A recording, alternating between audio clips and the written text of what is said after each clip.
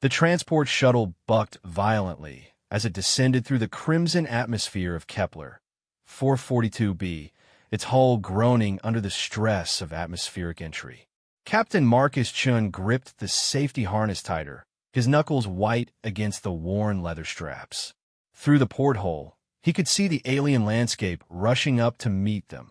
Jagged crystalline formations that jutted from the surface like broken teeth, casting long shadows across valleys filled with what appeared to be liquid mercury. "Rough landing incoming, Captain," called out Pilot Officer Sarah Kim from the cockpit, her voice barely audible over the shrieking wind. "These atmospheric conditions are unlike anything in the database. The magnetic interference is playing havoc with our navigation systems." Marcus nodded grimly. This wasn't supposed to be a combat mission. The Terran Federation had sent his team to establish first contact with the Zephyrian Empire, a relatively new player in galactic politics that had emerged from the Outer Rim territories. Intelligence reports suggested they were a peaceful trading civilization, eager to establish diplomatic relations with Earth and its allies. The shuttle finally touched down with a bone-jarring impact that sent equipment rattling throughout the cabin. As the dust settled and the engines powered down, Marcus unbuckled himself and moved toward the exit ramp. His diplomatic team consisted of 5 specialists: Dr. Elena Vasquez, the xenobiologist; Commander James Wright, his military liaison; technical specialist Raj Patel, their communications expert; Dr. Lisa Chong, the cultural anthropologist; and medical officer Tom Bradley. Remember, this is supposed to be a peaceful first contact mission, Marcus reminded his team as they gathered near the exit. The Zephyrians have requested this meeting to discuss trade agreements and mutual defense pacts. Intelligence suggests they're dealing with piracy issues in their territory and need allies. The ramp lowered with a pneumatic hiss, revealing the alien world beyond. The air was breathable, according to their sensors, though it carried an odd metallic taste that made Marcus's nose wrinkle. The landscape was even more surreal up close. The crystalline formations pulsed with an internal bioluminescence, creating an ethereal light show against the perpetually twilight sky.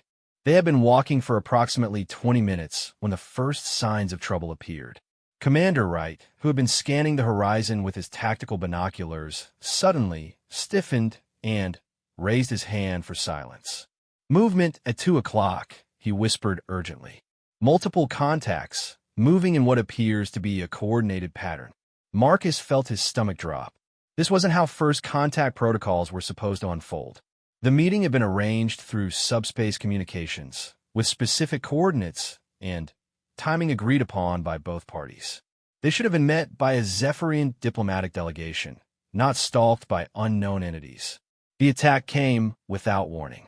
Energy bolts erupted from the crystalline formations, their blue-white beams scorching the ground where the human delegation had been standing moments before.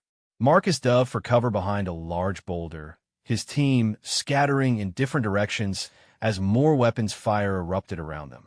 "So much for peaceful first contact," Wright growled, pulling out his sidearm and returning fire toward their attackers. "Captain, these energy signatures don't match Zephyrian technology. We're dealing with someone else entirely." Through the chaos of the firefight, Marcus caught glimpses of their attackers. They moved with predatory grace between the crystal formations, tall, humanoid figures covered in what appeared to be organic armor. Their weapons were integrated into their arms, and they coordinated their movements with an efficiency that spoke of extensive military training. "Dr. Vasquez, can you identify the species?" Marcus called out as he pressed himself deeper into cover. Another energy bolt struck the boulder inches from his head, sending fragments of alien stone showering down around him. "Negative, Captain." Elena's voice came back, tight with fear. "I'm not seeing any matches in the xenobiological database. These appear to be an entirely unknown species, and for what I can observe, they're built for warfare."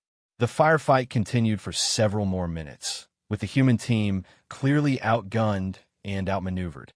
Their attackers moved with a tactical precision that suggested military experience far beyond what Earth's forces typically encountered. Just when a new voice echoed across the battlefield, speaking in accented but clear standard galactic. Humans of the Terran Federation, you will cease your resistance immediately. You are surrounded and outmatched.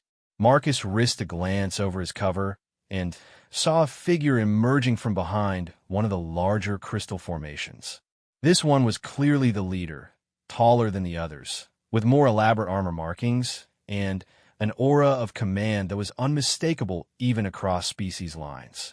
The being's helmet retracted, revealing a face that was hauntingly beautiful in its alienness. High cheekbones, elongated features, and eyes that glowed with an inner fire. "I am Commander Zerwith of the Void Hunter Consortium," the figure announced, her voice carrying easily across the battlefield. "You have wandered into territory that is now under our control. The Zephyrians you came to meet are no longer in a position to negotiate with anyone." Marcus felt a chill that had nothing to do with the planet's atmosphere. The Void Hunters were a name whispered in fear throughout the Outer Rim territories, a mercenary organization that specialized in planetary conquest and resource extraction. If they were here, it meant the Zephyrians had either been conquered or eliminated entirely.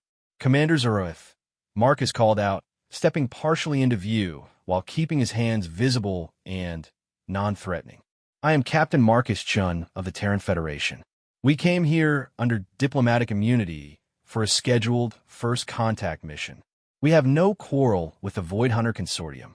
Zarowith's laugh was like the sound of breaking crystal. "Diplomatic immunity is a luxury for those with the power to enforce it, human. Your species may have a reputation for tenacity, but you are far from home and vastly outnumbered." She gestured, and Marcus watched with growing dread as more Void Hunters emerged from concealment. They had been completely surrounded, and he hadn't even realized it. The aliens moved with the fluid grace of apex predators, their weapons trained on the human positions with unwavering precision. "My 10 elite warriors have you surrounded," Zarowith continued, her voice taking on a tone of smug satisfaction. "You will surrender your weapons and submit to interrogation. Any resistance will result in immediate termination." Marcus looked around at his team. Wright was crouched behind a crystalline outcropping, his weapon ready, but his face grim with the realization of their tactical situation. Dr. Vasquez was pressed against another formation, her scientific instruments forgotten in favor of the emergency sidearm all diplomatic personnel carried. The others were similarly positioned, all looking to him for orders that seemed impossible to give. 10 elite warriors. Marcus found himself thinking about that number as he surveyed their situation. In most tactical scenarios, being outnumbered 2-1 by elite forces would be considered hopeless. But as he looked at Zerowith's confident expression and the positioning of her troops, something shifted in his mind. A slow smile spread across Marcus's face, and he straightened up from his cover position. The change in his demeanor was subtle but unmistakable, the diplomat falling away to reveal something harder underneath. "Perfect," he said, loud enough for Zarowith to hear clearly. "I needed that." The Void Hunter commander's expression shifted from smug confidence to confusion. "What did you say, human?" Marcus's smile widened, and for the first time since the ambush began, he felt the familiar surge of adrenaline that came with tactical clarity. "I said perfect. 10 elite warriors. That's exactly what I needed to hear." "You mock me?" Zarowith's voice carried a dangerous edge. "Your species' reputation for insanity may be more accurate than I realized." "Not insane," Marcus replied, his voice taking on a tone that his team had heard before, usually right before impossible situations became merely improbable ones. "Just experienced." Commander Wright caught the change in his captain's voice and found himself grinning despite their desperate situation. He had served with Marcus Chun for over 8 years, through conflicts that ranged from corporate espionage to full-scale military campaigns. He knew that tone, and he knew what it meant. "You see, Commander Zarowith," Marcus continued, beginning to move laterally along his cover position. "There's something about human psychology that most alien species don't quite understand. We have this peculiar trait where the worse the odds become, the more creative we get. Dr. Vasquez was watching her captain with a mixture of admiration and concern. She had read his full military record when she joined the diplomatic corps, and she knew that Marcus Chun had not always been a diplomat. His previous career had involved situations where creativity and tactical innovation were often the only things standing between human colonies and complete annihilation. 10 elite warriors. Marcus mused aloud, still moving with deliberate casualness. That's almost exactly the number of Krillian death commandos that surrounded me and my squad on Proxima Minor. We were supposed to be conducting a humanitarian aid mission when they decided to make an example of us. Zareth's eyes narrowed. The Krillians were known throughout the galaxy as one of the most effective military species, and their death commandos were legendary for their lethality. If this human was claiming to have survived an encounter with them, he was either lying or far more dangerous than he appeared. The difference was, Marcus continued, his tone becoming conversational despite the energy weapons trained on him. The Krillians understood something that you apparently don't. They brought 40 warriors instead of 10. The Void Hunter commander felt a flicker of unease. There was something about the human's confidence that was deeply unsettling. Her warriors were among the finest soldiers in the consortium, each one a veteran of dozens of successful campaigns. The idea that 6 humans could pose any significant threat should have been laughable. "Your bravado is impressive, Captain Chun," she said, "but it will not save you. Perhaps you have faced inferior opponents in the past, but the Void Hunters are not some backwater militia. We have conquered 17 star systems and eliminated resistance forces 10 times your size." Marcus nodded appreciatively. Impressive record. But here's the thing about humans that consistently surprises our enemies. We don't just fight to win. We fight to survive. And when survival is on the line, we become something else entirely. As he spoke, Marcus was cataloging every detail of their tactical situation. The positioning of the Void Hunter warriors, the layout of the crystalline formations, the energy signatures of their weapons, the atmospheric conditions that could be exploited. His mind was processing dozens of variables simultaneously, building a picture of possibilities that would have seemed impossible to most rational observers. Commander Wright recognized the signs and began his own tactical assessment. Years of working with Marcus had taught him to think in terms of unconventional solutions. While most military officers would see only a hopeless situation, Wright was beginning to identify potential assets and opportunities. "You speak of surviving impossible odds," Zareth said, taking a step closer to Marcus's position. "But you're no longer facing some primitive species with crude weapons. My warriors have technology that surpasses anything in your Federation's arsenal." Technology is certainly important, Marcus agreed, but it's not everything. "You see, Commander, there's an old human saying, it's not the size of the dog in the fight, it's the size of the fight in the dog. Your 10 elite warriors might have superior firepower, but they're thinking like conquerors. We're thinking like survivors." Dr. Chong, pressed against her own crystal formation, was watching the exchange with fascination from an anthropological perspective. The captain was engaging in what human military theorists called psychological warfare, using conversation and behavior to undermine the enemy's confidence while simultaneously gathering intelligence and buying time for tactical planning.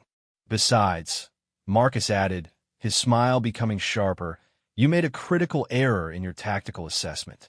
"And what error would that be?" Zareth demanded, her hand moving closer to her weapon. Marcus's expression shifted, and suddenly, the diplomat was completely gone. In his place stood something that made even the battle-hardened Void Hunter commander take an involuntary step backward. "You assumed that a diplomatic mission wouldn't include anyone who knew how to fight." The transformation in Marcus Chun was remarkable to witness. Dr. Vasquez later described it as watching a mask fall away to reveal the predator underneath. His posture changed, his movements became more fluid, and his eyes took on the focused intensity of someone who had spent years learning how to kill efficiently and without hesitation. Right, Marcus said quietly, his voice carrying clearly to his team. Assessment. Crystalline formations provide excellent cover, but also create natural choke points, Commander Wright replied immediately. Enemy weapons appear to be energy-based, with approximately 2-second charge cycles between shots. Atmospheric conditions are creating thermal distortion that could mask movement patterns. Patel, Marcus continued without missing a beat. Their communications equipment is operating on a frequency that's interfering with the natural electromagnetic field of this planet, the technical specialist reported. I can disrupt their coordination with a localized EMP burst, but it will also take out our own gear. Vasquez, Marcus said. The crystal formations are showing stress fractures consistent with harmonic resonance, the xenobiologist replied, her scientific training allowing her to contribute tactical intelligence. A sufficient energy discharge at the right frequency could cause catastrophic structural failure. Chong, Marcus prompted. Their leader is exhibiting classic dominance behavior patterns, the anthropologist observed. She's personally invested in maintaining authority over her subordinates. Creating doubt about her tactical competence could disrupt unit cohesion. Bradley, Marcus finished. Everyone's vitals are elevated but stable, the medical officer reported. No injuries that would impair combat effectiveness. Adrenaline levels are optimal for enhanced performance. Zaruith listened to this rapid exchange with growing alarm. The humans had just conducted a complete tactical assessment in under 30 seconds, using their individual expertise to create a comprehensive battle plan. This was not the behavior of desperate diplomats. This was the coordination of an experienced combat unit. Impossible, she whispered. You're a diplomatic team. Marcus's smile returned, but now it carried no warmth whatsoever. Commander Zurith, let me tell you something about human diplomatic teams. After the Rigel incident, the Federation decided that our ambassadors needed to be capable of more than just negotiation. Every member of this team has combat training and field experience. The Rigel incident was legendary throughout the galaxy, a diplomatic mission that had turned into a massacre when the host species decided that eliminating the human delegation would be an effective way to avoid unwanted treaty obligations. The aftermath had resulted in changes to Federation policy regarding diplomatic security. But, more importantly, Marcus continued, you're dealing with humans. And humans have one significant advantage over every other species we've encountered. And what advantage is that? Zaruith asked, though she was beginning to suspect she didn't want to know the answer. Marcus's expression became deadly serious. We're the only species in the known galaxy that evolved on a death world. Every other sentient race developed on planets that were relatively safe and stable. Earth tried to kill us for millions of years, and we not only survived, we thrived. We learned to turn every environmental hazard into a weapon, every limitation into an advantage.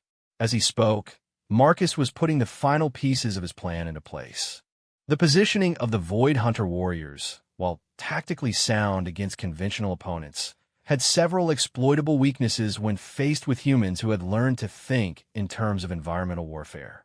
Your 10 elite warriors are certainly impressive, Marcus said, his voice dropping to a conversational tone that somehow made it more menacing.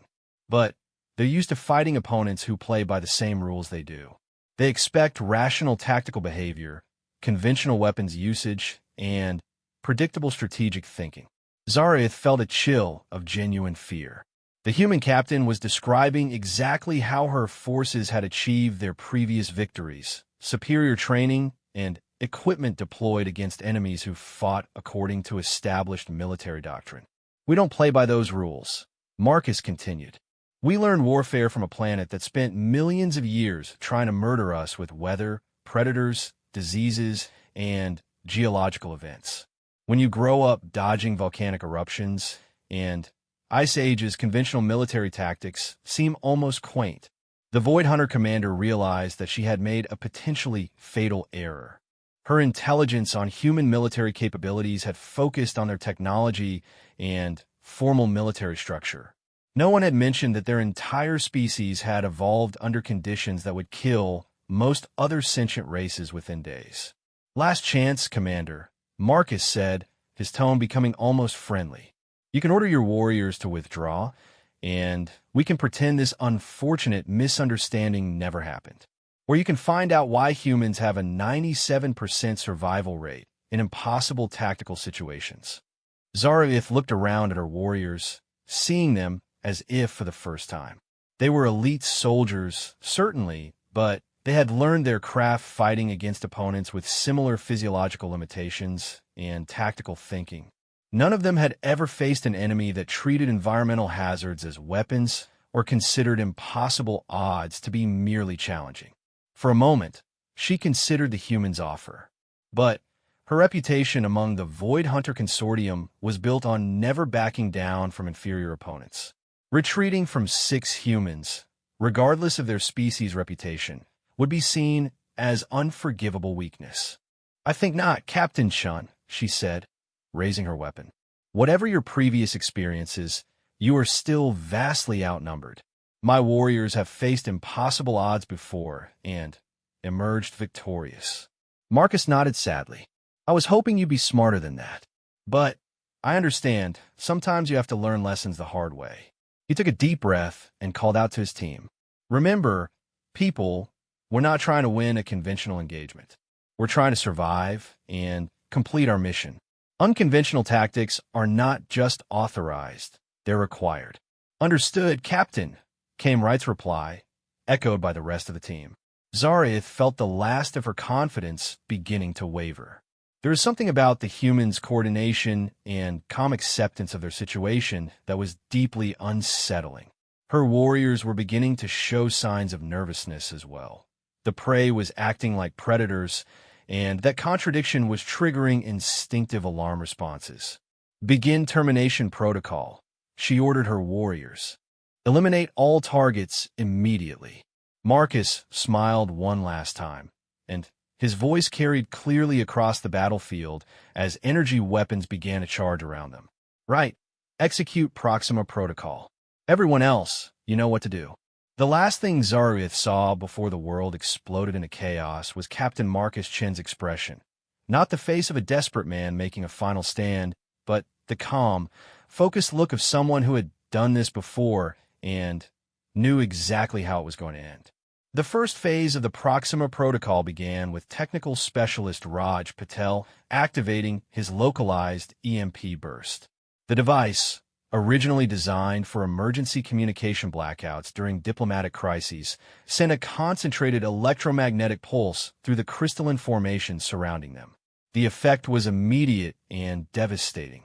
The Void Hunter warriors' integrated weapons systems flickered and died, their sophisticated targeting computers overwhelmed by the sudden electrical interference.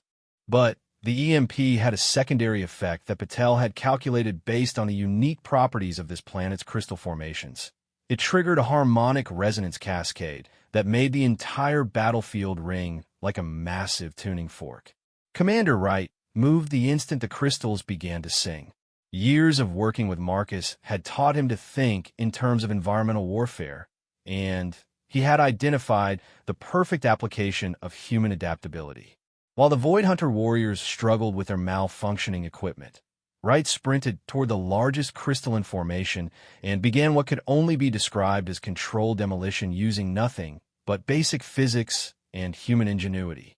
The structure of the alien crystals was unlike anything found on Earth, but Wright had spent enough time studying xenogeology to understand their fundamental weakness.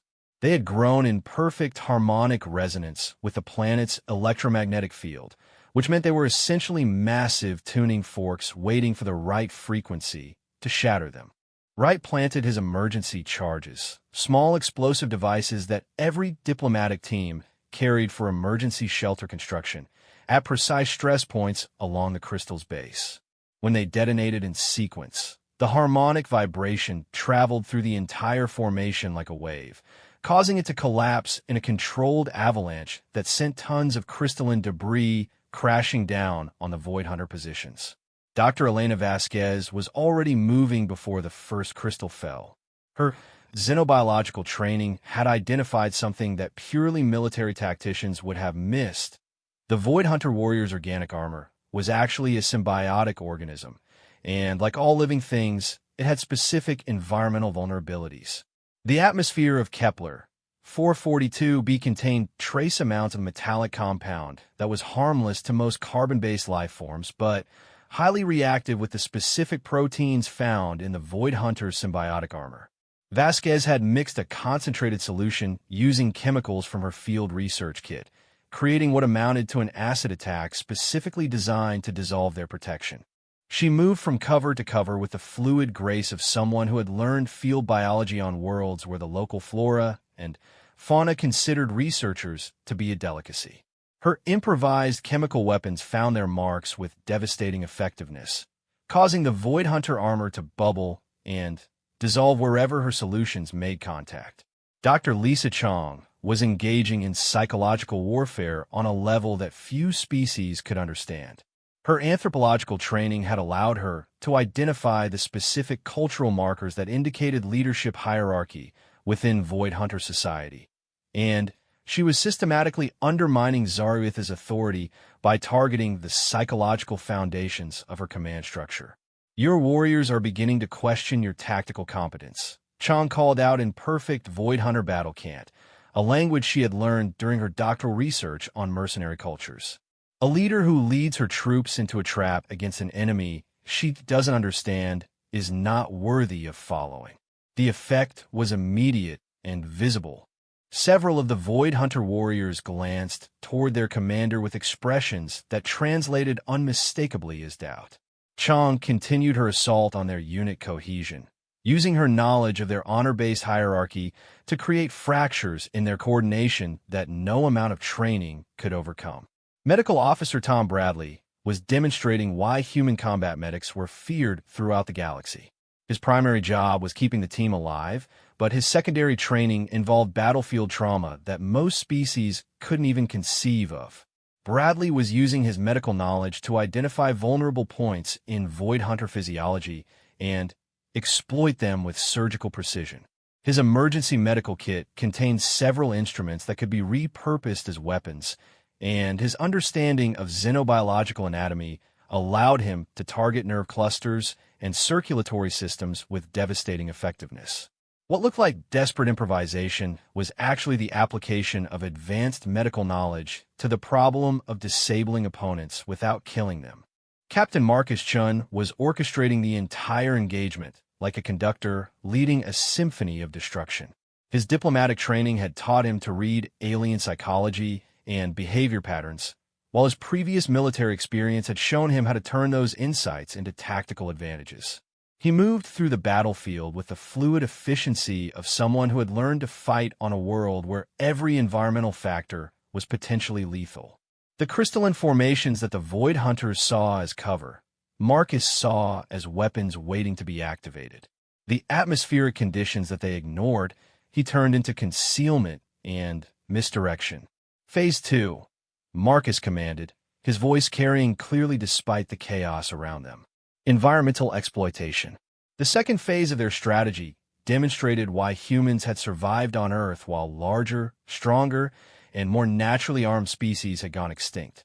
Instead of fighting against the environment, they made it fight for them.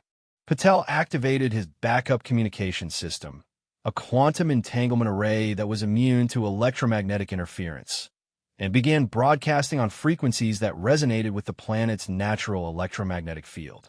The result was a feedback loop that turned the entire battlefield into a massive electromagnetic distortion field, making it impossible for the Void Hunter warriors to coordinate their movements or communicate effectively. Wright had moved on to structural engineering on a planetary scale. Using his knowledge of the crystal formation's growth patterns, he began a controlled demolition sequence that would reshape the entire battlefield to human advantage. The falling crystals didn't just provide cover. They created channels and barriers that funneled the enemy movement into predetermined kill zones. Vasquez was now deploying biological warfare techniques that she had learned studying extremophile organisms on toxic worlds. Her improvised chemical weapons were evolving in real time as she analyzed the effectiveness of each application and modified her formulations accordingly. What had started as simple acid attacks had become a coordinated assault on the Void Hunter's biological systems. Chang continued her psychological operations, but now she was using information gathered from the warriors' behavioral responses to craft increasingly targeted attacks on their mental state. She had identified the specific fears and insecurities that motivated each individual warrior and was exploiting them with devastating precision. Bradley had transitioned from defensive medicine to offensive biotechnology. His medical scanners were providing real-time analysis of Void Hunter physiology, allowing him to identify optimal target points for maximum disruption with minimal permanent damage. His approach combined the precision of a surgeon with the tactical thinking of a special forces operative. Zareth watched in horror as her elite warriors were systematically dismantled by opponents who should have been helpless. The humans weren't just fighting, they were adapting and evolving their tactics in real time, using every environmental factor as a weapon and turning the battlefield itself into their ally. "This is impossible," she breathed, watching as one of her most experienced warriors stumbled blindly through Chang's psychological minefields while his armor dissolved under Vasquez's chemical assault. "They're using the planet itself as a weapon." "That's exactly what we're doing," Marcus replied, appearing suddenly, beside her position with the silent grace of someone who had learned stealth from necessity rather than training. "It's called adaptation, Commander. Humans are really good at it." Zaroith spun toward him, raising her backup weapon, but found herself looking down the barrel of Marcus's sidearm, a simple projectile weapon that seemed almost primitive compared to her energy-based systems. "Primitive kinetic weapons," she sneered, though her voice carried a tremor of uncertainty. "That technology is centuries out of date." Marcus smiled. "Sometimes the old ways are the best ways. Energy weapons are sophisticated and powerful, but they're also complex and vulnerable to electromagnetic interference. This gun will work in any environment, under any conditions, and it's been refined over thousands of years of human warfare. You cannot defeat 10 elite warriors with 6 diplomats," Zarwith insisted, though the evidence around her was suggesting otherwise. "Our training and technology are superior to anything your species possesses." "That's where you made your mistake," Marcus explained, keeping his weapon trained on her while his team continued their systematic deconstruction of her forces. "You're thinking in terms of superior and inferior technology, advanced versus primitive tactics. Humans don't think that way." Around them, the battle was entering its final phase. Wright's structural modifications had turned the crystalline formations into a maze that favored human mobility and environmental awareness. Patel's electromagnetic warfare was creating blind spots and communication blackouts that isolated the Void Hunter warriors from each other. Vasquez's biological attacks were compromising their armor and threatening their physiological systems. Chang's psychological operations had broken down the enemy unit cohesion to the point where several warriors were actively avoiding their comrades, no longer trusting their leadership or their mission parameters. Bradley's medical tactical applications were systematically disabling opponents through precise application of anatomical knowledge. "We think in terms of problems and solutions," Marcus continued his explanation to the increasingly desperate Void Hunter commander. "Your superior technology becomes a problem when it's vulnerable to electromagnetic interference. Your advanced tactics become a problem when they're based on assumptions that don't apply to human behavior." Zareth looked around at her warriors and realized that half of them were already down or disabled, while the other half were struggling to adapt to an enemy that refused to fight according to any recognizable doctrine. Her elite forces were being defeated by opponents who treated every aspect of the battlefield as a potential weapon. "Your species' reputation is built on conquest and intimidation," Marcus observed. "You've learned to fight enemies who share your assumptions about warfare, technology, and tactical thinking. But Humans learned to fight on a world that was actively trying to kill us long before we developed space travel. One of Zariath's warriors stumbled into view, his armor partially dissolved and his weapons malfunctioning. He looked at his commander with an expression of complete confusion, unable to understand how elite Void Hunter training had proven inadequate against what should have been easy targets. We learned to fight weather patterns, geological events, ecosystem changes, and planetary disasters, Marcus explained. Fighting other sentient species is actually easier than fighting a planet that's trying to murder you with ice ages and asteroid impacts. This is not possible, Zarath whispered, watching as another of her warriors fell victim to what could only be described as environmental warfare taken to an impossible extreme. You're using techniques that shouldn't exist. They exist because we invented them out of necessity, Marcus replied.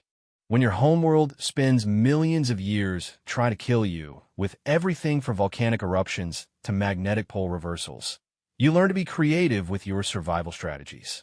The remaining Void Hunter warriors were now in full retreat, their elite training overwhelmed by opponents who treated the battlefield like a three-dimensional puzzle with environmental variables that could be manipulated in real time.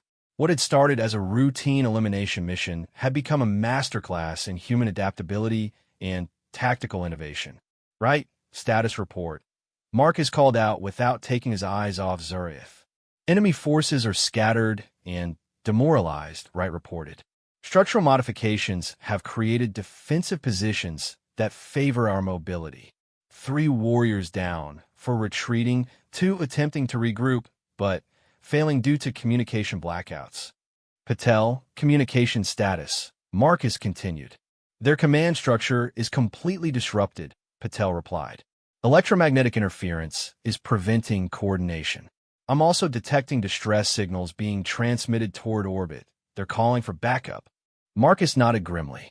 How long before reinforcements arrive? Based on signal strength and transmission patterns, approximately 40 minutes for atmospheric entry, another 20 for tactical deployment, Patel calculated. That gives us an hour to complete our original mission, Marcus said. Chang, what's the psychological profile on our remaining opposition? Complete breakdown of unit cohesion, Chang reported. The warriors who are still mobile are operating independently and showing signs of severe tactical confusion. Their command authority has been compromised, and they're no longer following established doctrine. Vasquez, environmental assessment. Marcus prompted. The chemical modifications I've introduced will continue to compromise their armor systems for approximately 6 hours, Vasquez explained. The crystalline formations are stable in their new configuration. Atmospheric conditions remain favorable for our operations. Bradley, medical status, Marcus concluded. All team members are operating at optimal capacity, Bradley reported. Minor injuries only, nothing that will impact mission effectiveness. I've also identified several pharmaceutical applications that could be used for non-lethal prisoner control, if necessary. Zarath listened to this rapid status exchange with growing amazement. The humans had not only defeated her elite warriors, they had done so while maintaining perfect coordination and tactical awareness. This was not lucky improvisation. This was the application of systematic training and experience to a problem they had encountered before. You've done this before, she realized.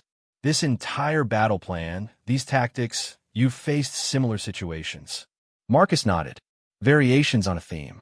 Hostile forces, unfamiliar environment, incomplete intelligence, diplomatic mission parameters that don't allow for conventional military responses.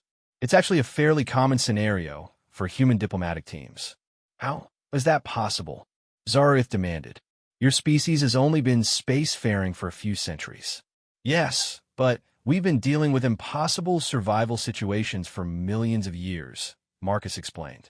Space travel just gave us new environments to practice in. The basic principles remain the same. Assess the situation, identify exploitable resources, adapt your strategy to local conditions, and never assume that superior technology automatically means superior tactics. The battlefield around them was settling into an eerie quiet. The crystalline formation still hummed with residual electromagnetic energy, and the air carried the chemical traces of Vasquez's improvised weapons, but the active combat phase was clearly over. "So what happens now?" Zareth asked, lowering her useless energy weapon. "You've defeated my forces, but you're still stranded on a hostile planet with reinforcements incoming." Marcus's smile returned, and once again it carried no warmth. "Now we complete our original mission.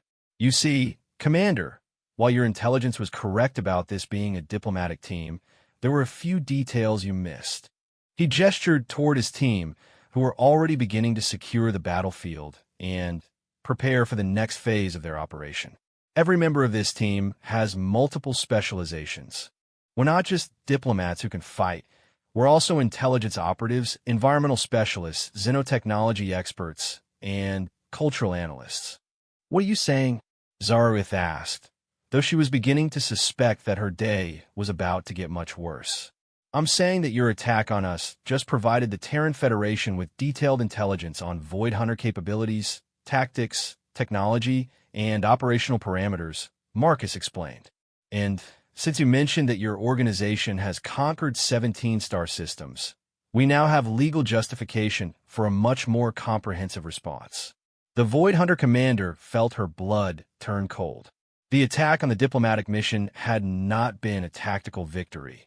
It had been a catastrophic intelligence failure that would provide Earth with everything they needed to launch coordinated strikes against Void Hunter operations throughout this sector. "But, more importantly," Marcus continued, "we still have our original objective to complete, finding out what happened to the Zephyrians and establishing contact with any survivors. Your little ambush just confirmed that there are survivors to find." Around them, Marcus's team was transitioning seamlessly from combat operations to intelligence gathering and mission completion. They moved with the efficiency of people who had done this many times before, under conditions that would have paralyzed most other species with their complexity and danger. Zareth realized that she had not just failed to eliminate a diplomatic mission. She had walked her elite forces into a trap set by humans who had turned their environmental adaptability into a military advantage that no conventional training could counter. "Welcome to human diplomacy, Commander," Marcus said pleasantly.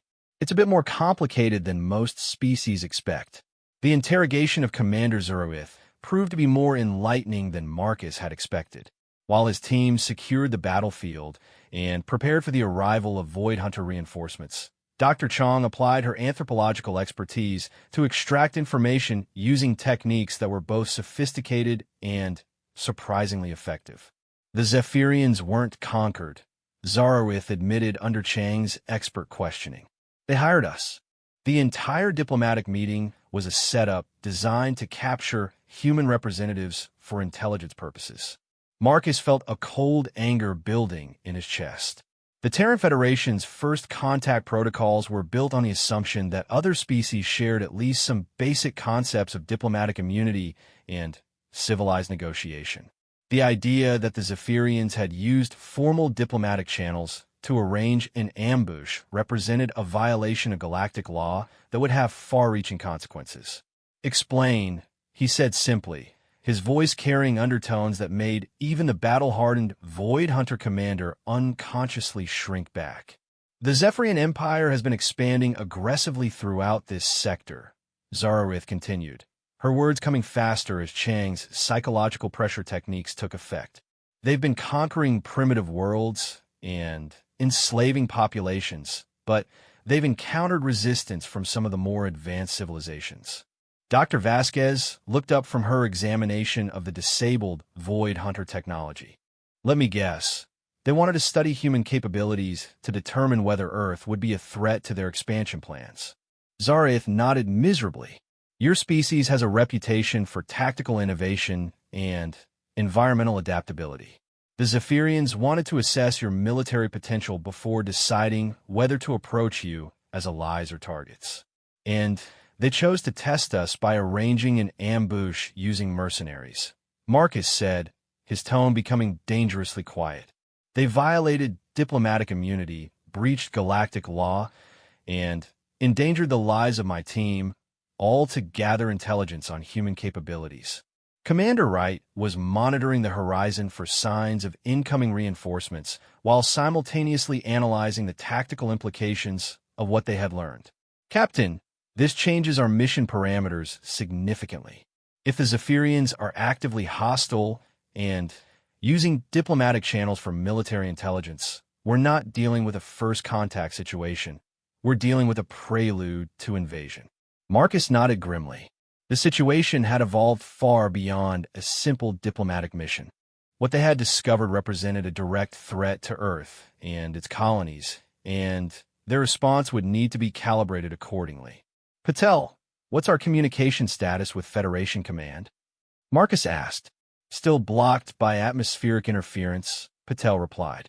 The quantum entanglement array is functioning, but it's limited to local battlefield communications. We won't be able to reach Earth until we're back in orbit. How long until we can expect Void Hunter reinforcements? Marcus continued. 30 minutes for atmospheric entry, another 15 for tactical deployment, Patel calculated. But, Captain, I'm detecting multiple ship signatures approaching. This isn't just a rescue mission. They're bringing enough firepower to sterilize this entire region. Marcus considered their options. They could attempt to retreat to their shuttle and escape before the reinforcements arrived, but that would mean abandoning their investigation and leaving the Void Hunter operation intact. Alternatively, they could complete their mission and gather the intelligence that Earth needed, but that would mean facing overwhelming odds with limited resources.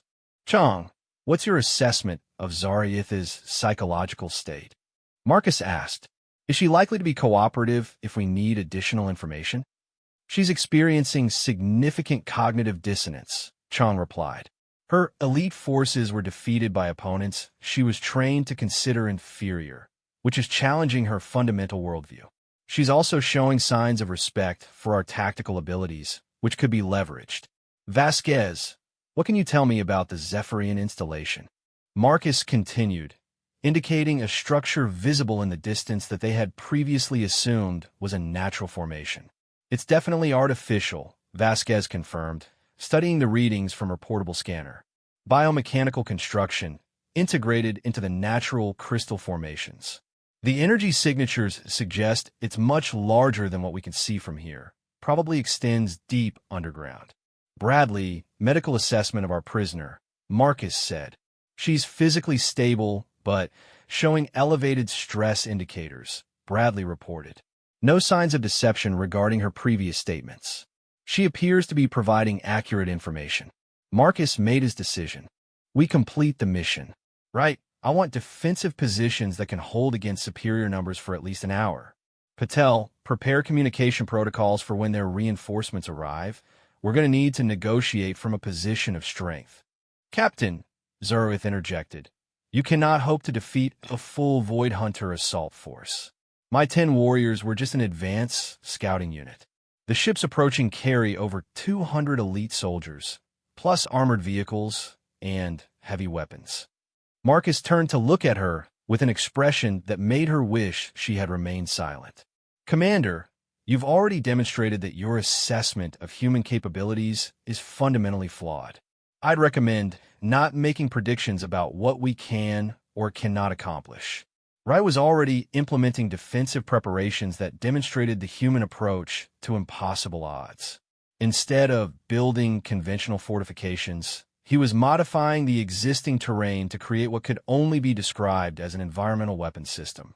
Using the techniques they had developed during the battle with Zariath's forces, Wright began a controlled demolition sequence that would reshape the entire area around the Zephyrian installation. The crystalline formations were restructured to create acoustic resonance chambers, electromagnetic amplifiers, and kinetic energy redirectors that would turn the natural features of the planet into defensive weapons. Patel was establishing communication protocols that would allow them to coordinate with the incoming Void Hunter forces on terms that favored human psychological warfare. His quantum entanglement array was being configured to broadcast on frequencies that would interfere with enemy coordination while simultaneously demonstrating technological capabilities that would make them reconsider any aggressive actions. Vasquez had moved on to biological warfare preparation on a planetary scale. Her analysis of the local ecosystem had identified several native organisms that could be weaponized using techniques that most species would never consider. The symbiotic relationships between the planet's flora and fauna could be manipulated to create area denial effects that would make conventional assault tactics impossible. Chong was preparing psychological operations designed to exploit the specific cultural and psychological vulnerabilities she had identified in Void Hunter society. Her anthropological research had provided detailed insights into their honor-based hierarchy and fear-driven motivation systems, which could be turned against them with devastating effectiveness. Bradley was combining his medical knowledge with the environmental data to create what amounted to a biological defensive system. His understanding of Void Hunter physiology, gained from examining their disabled warriors, allowed him to design countermeasures that would neutralize their natural advantages while exploiting their species-specific vulnerabilities. "What you're planning is insane," Zararith observed, watching the humans transform the battlefield with methodical efficiency. "You're 6 individuals preparing to face an entire assault force using improvised weapons and environmental modifications." "You're still thinking in conventional terms," Marcus replied. "Superior numbers, advanced technology, overwhelming firepower." But humans learned warfare on a planet where all of those advantages were held by the environment itself. He gestured toward the work his team was conducting. "We learned to fight hurricanes, earthquakes, volcanic eruptions, ice ages, and extinction events. Fighting other sentient species is actually less challenging because they're predictable. Natural disasters don't follow tactical doctrine or worry about casualties." Dr. Chong looked up from her psychological warfare preparations. "Captain, I've identified several exploitable weaknesses in Void Hunter unit cohesion. Their honor-based hierarchy creates specific vulnerabilities that can be leveraged through targeted communication." "Explain," Marcus said. "Their command structure is built on personal reputation and combat effectiveness," Chong replied. "If we can demonstrate superior tactical capabilities while simultaneously offering opportunities for individual warriors to enhance their personal honor through cooperation, we can fracture their unit cohesion from within." Vasquez added her own insights. "The biological data supports Chang's assessment. Void Hunter physiology includes neurochemical responses that prioritize individual survival over group loyalty when faced with overwhelming tactical disadvantage. They're programmed to switch sides if it improves their chances of survival." Wright completed his defensive preparations and turned to Marcus. "Battlefield modification complete, Captain. The area is now configured for maximum human advantage. Any assault force attempting conventional tactics will find themselves fighting the planet itself." Patel finished his communication setup. "Quantum entanglement array is configured for psychological warfare broadcasting. I can disrupt their coordination while simultaneously demonstrating our technological capabilities. Their own communication systems can be turned against them." Bradley completed his medical preparations. "Biological countermeasures are ready. I've identified methods for neutralizing their natural advantages while exploiting their physiological vulnerabilities. Their own evolutionary adaptations become liabilities in this environment." Marcus surveyed the transformed battlefield with satisfaction. In less than an hour, his team had turned a hopeless tactical situation into a demonstration of human adaptability and environmental warfare that would redefine how other species understood Earth's military potential. "Commander Zararith," Marcus said, turning to address their prisoner, "I'm going to offer you an opportunity that most humans wouldn't consider." "What opportunity?" she asked suspiciously. "The chance to observe human tactical doctrine in action against overwhelming odds," Marcus replied.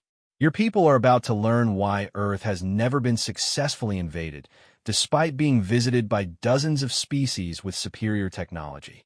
In the distance, The first signs of atmospheric entry were becoming visible as streaks of light across the alien sky.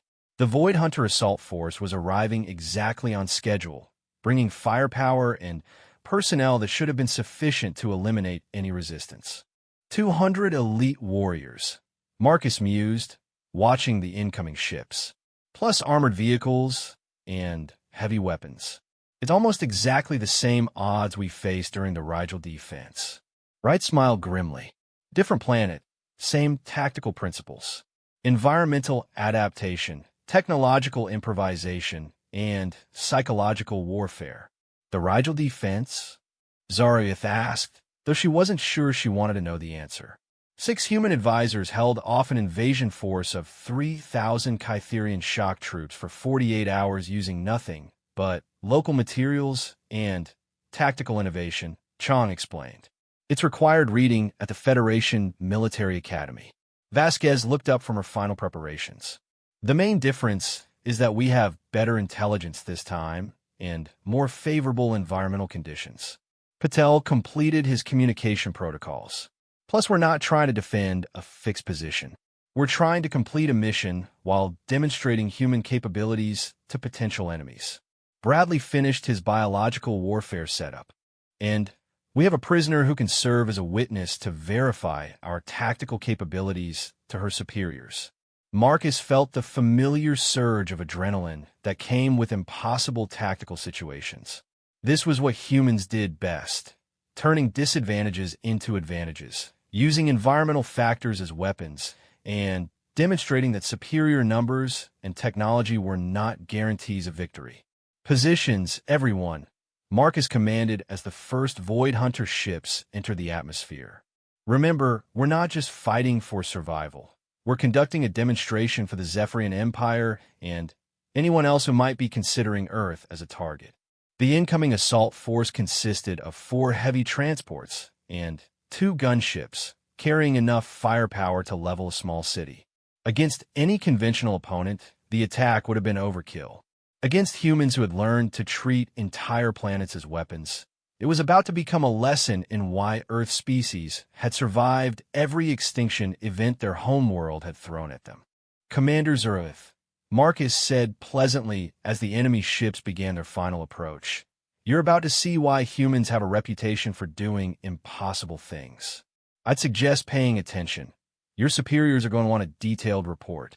The Void Hunter commander watched in fascination as the humans made their final preparations.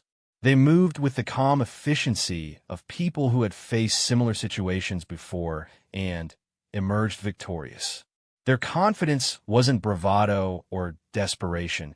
It was the quiet certainty of professionals operating within their area of expertise. "This is still suicide," she said, though her voice carried less conviction than before. Marcus smiled, and this time it was genuinely warm. "Commander, suicide is giving up when faced with impossible odds. What we're about to do is demonstrate why humans consider impossible odds to be merely challenging ones."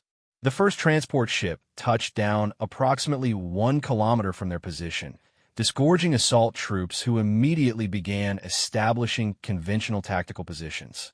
Their movements were precise and professional, following doctrine that had proven effective against dozens of species throughout the galaxy. "Right," Marcus said calmly. "Demonstrate why conventional tactics don't work on modified terrain." Wright activated the first phase of his defensive system, and the crystalline formations around the landing zone began to resonate with harmonic frequencies that made conventional movement impossible. The assault troops found themselves struggling to maintain their footing as the very ground beneath them became a weapon. "Patel," Marcus continued, "disrupt their communication and coordination protocols." Patel activated his quantum entanglement array, and the electromagnetic interference that flooded the battlefield made it impossible for the assault force to coordinate their movements or communicate with their ships. What should have been an organized military operation became a chaotic scramble as individual units lost contact with their command structure. "Vasquez," Marcus said, "deploy biological area denial systems." Vasquez activated her environmental modifications, and the native organisms she had weaponized began creating conditions that made the battlefield toxic to Void Hunter physiology while remaining harmless to human biology. The assault troops found themselves struggling with atmospheric conditions that their equipment had not been designed to handle. Chong, Marcus commanded, begins psychological operations. Chong activated her communication system and began broadcasting messages designed to exploit the psychological vulnerabilities she had identified in Void Hunter culture. Within minutes, individual warriors were questioning their orders and their leadership as their honor-based hierarchy became a liability rather than an asset. Bradley, Marcus concluded, deploy medical countermeasures. Bradley activated his biological warfare systems, and airborne agents began compromising the assault force's symbiotic armor and threatening their physiological systems. Their natural advantages became weaknesses as their own evolutionary adaptations turned against them. The result was spectacular. In less than 10 minutes, a perfectly executed assault by elite forces had become a rout as the humans demonstrated that environmental warfare could neutralize any technological advantage. Ow! Zararith whispered, watching her people's reinforcements struggle helplessly against an enemy that was using the planet itself as a weapon. Marcus turned to her with an expression of genuine sympathy. Because we learned to fight on a world that spent millions of years trying to kill us with everything from ice ages to asteroid impacts. Once you've survived extinction events, conventional military tactics seem almost easy. The second phase of the demonstration was about to begin, and Marcus could see that the Void Hunter assault force was preparing to escalate to heavy weapons and orbital bombardment. It was time to show them why that would be a mistake as well.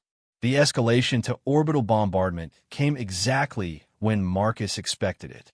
The Void Hunter gunships, seeing their ground forces neutralized by environmental warfare they couldn't comprehend, began targeting the crystalline formations from orbit. It was a logical tactical response that demonstrated they still didn't understand what they were facing. Right, Marcus said calmly as energy beams began raining down from space. Demonstrate why orbital bombardment doesn't work against modified terrain.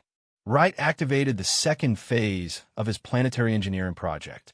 The crystalline formations that the gunships were targeting weren't just defensive positions. They had been converted into massive resonance amplifiers that could redirect energy attacks back at their sources.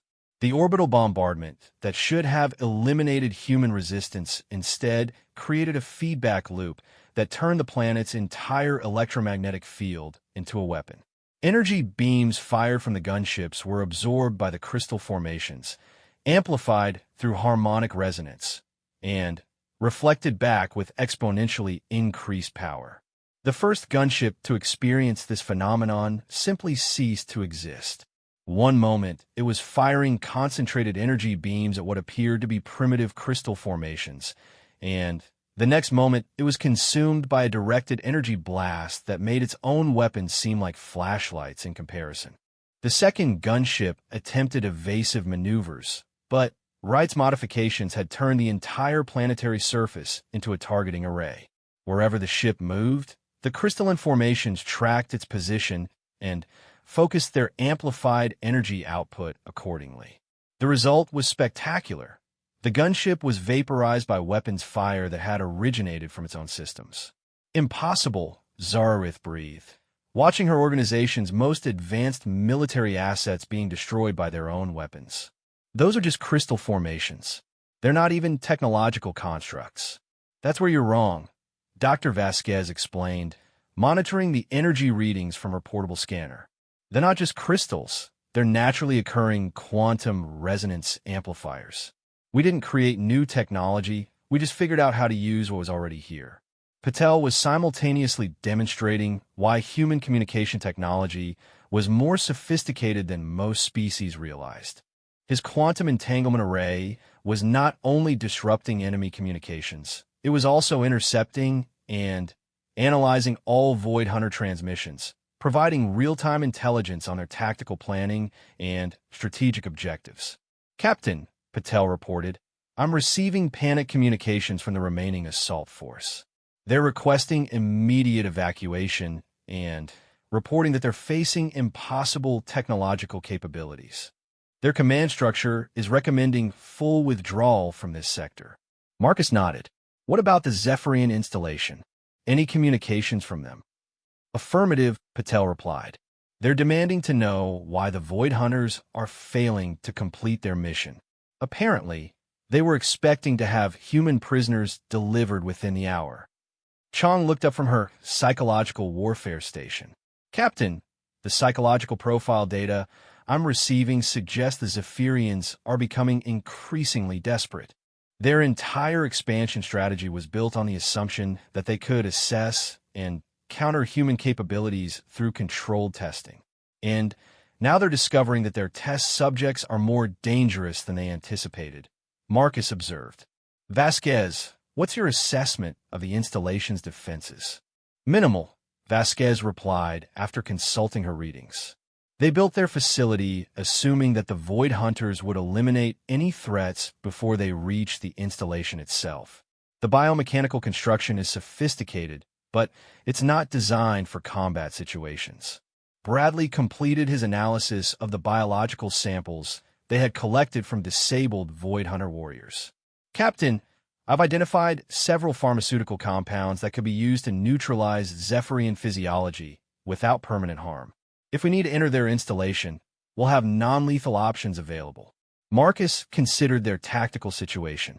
The Void Hunter assault force was effectively neutralized, their gunships were destroyed, and the surviving warriors were requesting evacuation. The Zephyrian installation was lightly defended and clearly not prepared for human tactical capabilities. Most importantly, they now had the intelligence they needed to complete their mission. Right. Secure the battlefield and prepare for Phase 3, Marcus commanded. We're going to pay a visit to our Zephyrian hosts. Wright activated the final phase of his environmental modifications. The crystalline formations that had served as weapons now reconfigured themselves into a transportation network that would allow the human team to move quickly across the planetary surface while maintaining defensive coverage. The technology was breathtaking in its simplicity. Instead of fighting against the planet's natural electromagnetic field, Wright had learned to work with it. The result was a transportation system that used the planet's own energy to propel them toward their target, while simultaneously providing protection against any remaining threats. Commander Zurith, Marcus said, turning to address their prisoner, you have a choice to make. You can accompany us to the Zephyrian installation and witness the completion of our mission, or you can remain here and wait for your evacuation transport. Zaraith looked around at the transformed battlefield, where the remnants of an elite assault force were struggling to survive conditions that the humans had created using nothing but local materials and tactical innovation. I'll come with you, she said finally. I need to understand how you're doing this. Dr. Chong smiled. You're beginning to grasp the fundamental difference between human and Void Hunter approaches to warfare. You fight to conquer, we fight to survive. Survival requires adaptation and innovation in ways that conquest never teaches. The journey to the Zephyrian installation took approximately 30 minutes, traveling through Wright's crystalline transportation network at speeds that should have been impossible on foot. The system worked by creating localized electromagnetic fields that reduced friction and provided propulsion, effectively turning the entire planetary surface into a high-speed transit system. This is beyond anything in our technological database, Zarowith observed as they moved through the crystal formations at velocities that made the landscape blur around them. How did you learn to manipulate planetary electromagnetic fields? Necessity, Marcus replied. Earth's magnetic field has reversed dozens of times throughout our evolutionary history. Learning to work with electromagnetic phenomena wasn't optional for our ancestors. It was survival. As they approached the installation, it became clear that the Zephyrians were aware of their approach and were preparing for what they expected to be a conventional assault. Energy barriers were being activated, automated defense systems were powering up, and communication arrays were broadcasting what appeared to be surrender terms. Their offering to negotiate Patel reported, analyzing the incoming transmissions. Standard diplomatic protocols, immunity guarantees, the usual first contact procedures. Marcus smiled grimly. A little late for that, don't you think? They had their chance for legitimate diplomatic contact. They chose ambush and interrogation instead. Vasquez completed her analysis of the installation's biomechanical construction. Captain, the structure is integrated with the local ecosystem in ways that make it vulnerable to biological manipulation. I can compromise their life support systems using modified local organisms. Do it, Marcus commanded, but keep it non-lethal. We need them alive for questioning. The assault on the Zephyrian installation demonstrated human tactical doctrine in its purest form. Instead of attacking the facility directly, they attacked the environment that supported it. Vasquez's biological modifications caused the installation's integrated ecosystem to rebel against its occupants, creating atmospheric conditions that were toxic to Zephyrian physiology but harmless to humans. Wright's structural modifications turned the installation's own biomechanical systems against it. The living components that provided structural support and environmental control were convinced to alter their functionality, effectively making the building uninhabitable for its original occupants. Patel's electronic warfare systems compromised the installation's communication and computer networks by exploiting vulnerabilities in their biomechanical interfaces.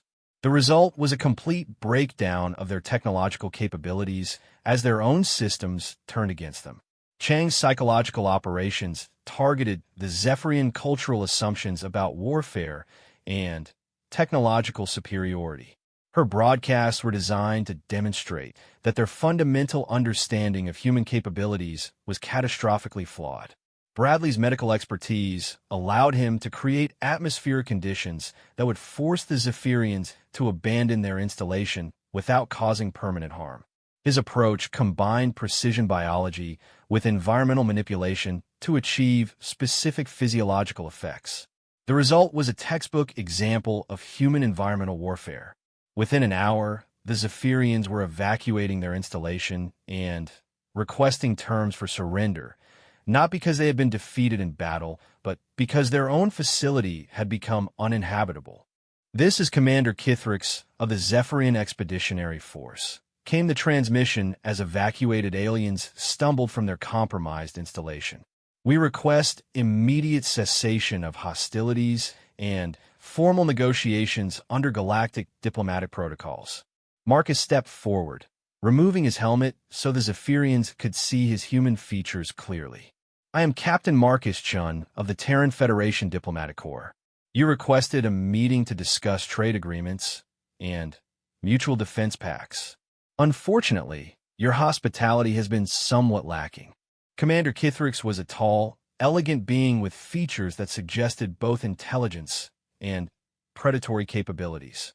His species had clearly evolved as apex predators on their homeworld, which explained their aggressive expansion strategy and their assumption that they could intimidate or manipulate other species.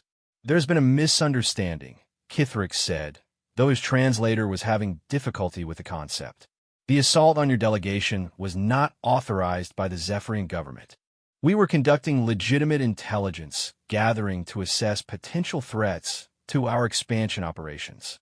Commander, Marcus replied with dangerous calm. You used diplomatic channels to arrange an ambush designed to capture Federation representatives for interrogation. Under galactic law, that constitutes an act of war. The Zephyrian leader's expression shifted as he realized the implications of what Marcus was saying. What they had intended as a simple intelligence operation had become a legal justification for military action against their entire empire. However, Marcus continued, the Terran Federation prefers diplomatic solutions to military ones when possible. We're prepared to discuss terms for a peaceful resolution to this situation. Dr. Chong stepped forward, her anthropological training allowing her to read Zephyrian body language with remarkable accuracy. Commander Kithrix, your species' expansion strategy is built on assumptions about technological and military superiority that don't apply to human civilization. You just witnessed a demonstration of why Earth has never been successfully invaded. Vasquez added her own perspective. Your biomechanical technology is sophisticated, but it's vulnerable to biological manipulation in ways that you never considered. Your integration with local ecosystems becomes a liability when facing opponents who understand environmental warfare. Wright gestured toward the compromised installation. Your defensive systems are designed to counter conventional attacks using energy weapons and kinetic projectiles. They're not designed to handle environmental modification or structural manipulation. Patel held up his quantum entanglement communicator. Your communication systems can be compromised and turned against you using techniques that exploit the biomechanical interfaces you consider to be advantages. Bradley completed the demonstration by displaying the atmospheric analysis readings. Your physiology has specific vulnerabilities that can be exploited using modified local organisms. Your own evolutionary advantages become liabilities under controlled environmental conditions. Commander Kithrix looked around at the evidence of human capabilities and realized that his species had made a fundamental error in assessment. The humans weren't just technologically sophisticated, they were tactically innovative in ways that made conventional military doctrine irrelevant. "What terms are you offering?" he asked finally. Marcus smiled, and for the first time it carried genuine warmth. "Complete cessation of Zephyrian expansion activities in this sector, reparations for the attempted ambush on our diplomatic mission, and formal recognition of Terran Federation sovereignty over human colonies and trade routes." "And in return?" Kithrix inquired. "Technical assistance with your piracy problems," Marcus replied. "It turns out that human environmental warfare techniques are extremely effective against raider operations. We're willing to share some of our less sensitive methods in exchange for your cooperation." Zaruith, who had been watching the entire negotiation with fascination, finally spoke up. "You're offering to help them solve their military problems after they try to have you captured and interrogated?" Marcus turned to her with an expression of genuine amusement. "Commander, that's what diplomats do. We turn potential enemies into allies whenever possible. It's much more cost-effective than warfare, and it creates fewer long-term problems." The final phase of the mission involved establishing formal diplomatic relations with the Zephyrian Empire under terms that recognize human capabilities while providing face-saving alternatives to continued hostilities. It was a textbook example of how superior tactical abilities could be converted into diplomatic advantages. As they prepared to return to their shuttle, Marcus reflected on what they had accomplished.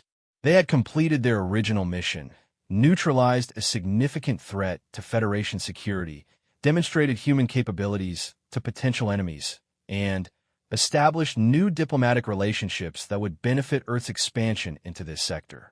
"Captain," Patel reported, "I'm receiving communications from Federation Command. They're requesting a full mission report and tactical analysis." Marcus nodded. "Tell them mission accomplished. Full diplomatic contact established with the Zephyrian Empire. Terms favorable to Federation interests. Threat assessment complete. Methods demonstrated. Alliance potential confirmed." As their shuttle lifted off from the crystalline landscape of Kepler 442b, Marcus looked down at the planetary surface that had been transformed from a death trap into a diplomatic triumph through the application of human adaptability and environmental warfare. "Commander Zaruith," he said to their passenger, "I trust you'll provide your superiors with a complete report on what you've witnessed here today." The Void Hunter commander nodded slowly. "I will, though I'm not certain they'll believe it." Marcus smiled. "That's their choice. But I'd recommend that your organization reconsider any future operations that might bring you into conflict with human interests. The journey back to Federation space would give them time to compile their reports and analyze the intelligence they had gathered. But the most important outcome was already clear. Earth's reputation for tactical innovation and environmental adaptability had been demonstrated to potential enemies throughout this sector of the galaxy. It was, Marcus reflected, exactly the kind of diplomatic mission that the Terran Federation specialized in, impossible odds, environmental challenges, and outcomes that redefined how other species understood human capabilities. The journey back to Federation space aboard the diplomatic cruiser Endeavour gave Marcus and his team time to compile their reports and process what they had accomplished on Kepler 442b. The ship's medical bay had been converted into a temporary holding facility for Commander Zurith, who had requested asylum and protection from potential retaliation by the Void Hunter Consortium. The quantum entanglement communication logs alone will revolutionize our understanding of their tactical capabilities, Dr. Patel reported as he compiled his technical analysis. Their biomechanical systems have vulnerabilities that we never suspected, and their command protocols can be disrupted using electromagnetic warfare techniques that we've already mastered. Dr. Vasquez was equally enthusiastic about her biological discoveries. The symbiotic armor technology is actually less sophisticated than it appears. Once you understand the biochemical processes involved, it becomes possible to design countermeasures that turn their protection into a liability. Commander Wright was working on a comprehensive tactical analysis that would become required reading at the Federation Military Academy. The environmental warfare techniques we developed on that mission can be adapted to dozens of different planetary environments. We've essentially created a new doctrine for asymmetric warfare. Dr. Chong had been conducting extensive interviews with Zarath, gathering intelligence about Void Hunter culture and psychology that would prove invaluable for future diplomatic encounters. Their honor-based hierarchy creates exploitable weaknesses that we can leverage in any future negotiations. Understanding their cultural motivations allows us to predict their tactical responses. Medical Officer Bradley was analyzing the physiological data they had collected from both Void Hunter and Zephyrian subjects. The medical intelligence we've gathered provides the foundation for developing non-lethal countermeasures against dozens of species that use similar biological technologies. Captain Marcus Chun sat in his quarters, reviewing the diplomatic implications of their mission. What had started as a routine first contact operation had evolved into a demonstration of human capabilities that would influence galactic politics for generations to come. The official reports will be classified at the highest levels, but the basic facts would spread through the diplomatic community within weeks. Earth's reputation for tactical innovation had been enhanced by documented evidence of environmental warfare capabilities that most species couldn't even comprehend. Captain, came Patel's voice over the intercom, we're receiving a priority communication from Federation Command. Admiral Richardson wants to speak with you immediately. Marcus made his way to the communications center, where a holographic projection of Admiral Sarah Richardson materialized above the quantum entanglement array. Her expression was a mixture of admiration and concern. Captain Chun, the Admiral began, I've read your preliminary mission reports, and I have to say that the tactical innovations you described are remarkable. However, I'm concerned about the broader implications of what you've demonstrated. Marcus nodded. He had expected this conversation. Admiral, our actions were necessary to complete the mission and protect Federation interests. The Zephyrian ambush represented a direct threat to our diplomatic operations throughout this sector. I'm not questioning your tactical decisions, Richardson clarified. I'm concerned about the strategic consequences. You've demonstrated capabilities that will fundamentally alter how other species perceive Earth's military potential. She was right, of course. The environmental warfare techniques they had used on Kepler 442b represented a level of tactical innovation that would force every military organization in the galaxy to reconsider their assumptions about human capabilities. Admiral, with respect, that was unavoidable, Marcus replied. The Zephyrians and Void Hunters were already conducting intelligence operations against Federation interests. Demonstrating our capabilities in a controlled situation gives us better strategic positioning than allowing them to discover our abilities through uncontrolled conflicts. Richardson considered this for a moment. Perhaps, but we're now facing the possibility that multiple species will view Earth as a potential threat rather than a potential ally. That could complicate our expansion and diplomatic efforts. Dr. Chong joined the conversation from her analysis station.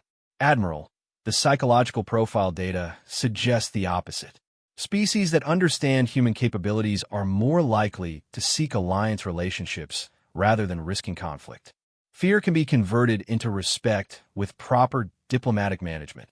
Zareth had been listening to the conversation from her holding area, and she requested permission to contribute to the discussion. Marcus granted the request, and the Void Hunter commander appeared via holographic projection. Admiral Richardson, Zareth said, I believe you underestimate the positive impact of what your people accomplished. Throughout the Outer Rim territories, military organizations have been operating under the assumption that humans are technologically advanced but tactically conventional. She gestured toward the tactical displays that showed the battle analysis from Kepler 442b. What Captain Chen's team demonstrated was that human tactical doctrine is fundamentally different from anything we've encountered. You don't just use superior technology, you treat entire environments as weapon systems. Richardson looked intrigued. Explain. Most species develop military capabilities that reflect their evolutionary history, Zareth continued. Predator species like the Zephyrians focus on overwhelming force and technological superiority. Prey species develop defensive technologies and evasion techniques. Humans are the only species we've encountered that learned warfare from planetary survival. Wright added his own perspective to the discussion. Commander Zareth is correct, Admiral. Our tactical advantages don't come from superior technology. They come from superior adaptability. We learned to fight on a world that spent millions of years trying to kill us with environmental hazards. Vasquez contributed her biological analysis. The same evolutionary pressures that produced human technological innovation also produced our environmental warfare capabilities. We're the only species that treats natural disasters as tactical training exercises. Patel provided the technical perspective. Our communication and electronic warfare capabilities are built on principles that most species haven't even considered. We learned to work with electromagnetic phenomena because our planet's magnetic field is unusually active. Bradley completed the analysis with medical insights. Human physiology is adapted to survive environmental conditions that would kill most other